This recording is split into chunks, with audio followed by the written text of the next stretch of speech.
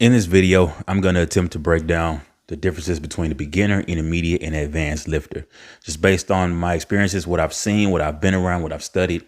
And newsflash, it's not just because you've been in the gym for a certain amount of time.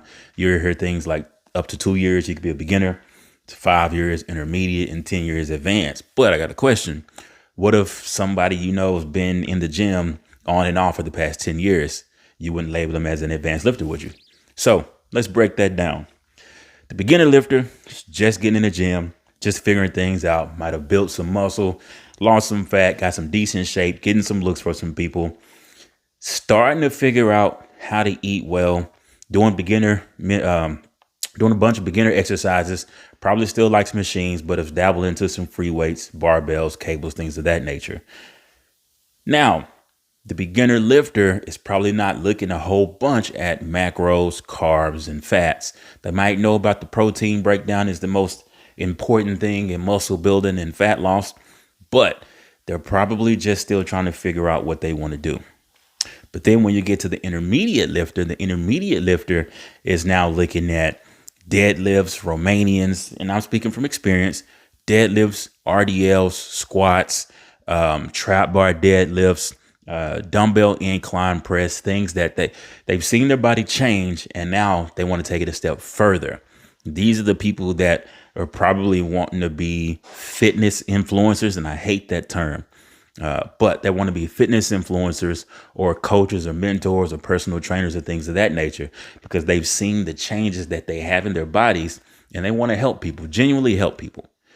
The advanced lifters, those are the people, again, speaking for myself, that have actually thought about doing competitions and shows because they've seen themselves and compared to others, think that they have a shot. All right. And so these are the people that are counting their macros, are following the 80-20 rule, are looking to improve in any kind of way, shape, fashion, or form that they can.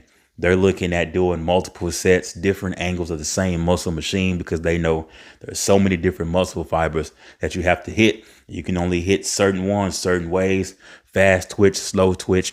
We're talking tempo. We're talking rest, reps and reserve, all of the lingo. Those are your advanced lifters. All right. And so there's so much that goes into fitness. And that's why it's a lifestyle. It's a journey. It's not something that you can wake up and say, hey, I want to do this and jump right into, because there are going to be days where you just don't feel like it. The beginners, they fall off there. There are going to be days where you're just not feeling well to go. Newsflash, if you're sick, stay at home. Now, back to the subject.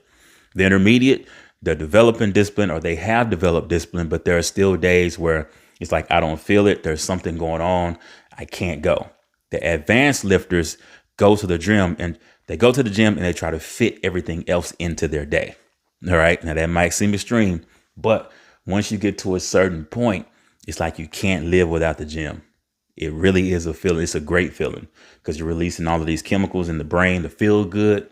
That's why I always tell people as a personal trainer, you have to start somewhere and you have to force yourself to go. But that force eventually is going to take a life on its own.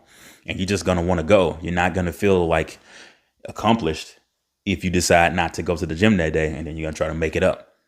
So beginner, intermediate, advanced lifter. And this is a short video, but beginner, intermediate, advanced lifter, there's small nuances.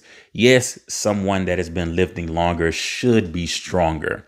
But the mistake that people makes in comparing themselves, their strength to other people, you compare it to yourself. I'm a beginner this year. I've never lifted a single weight. My goal is 225. My next goal, hey, I want to lift 275. That's my intermediate goal. Advanced goal, 315 plus. There are not many people on this earth that can lift 315 pounds, let alone 225 pounds. So don't ever let anybody tell you that 225 is weak, 315 is weak. That's what social media has done to everybody. You can't do that. You have to be in your own lane and do your own thing.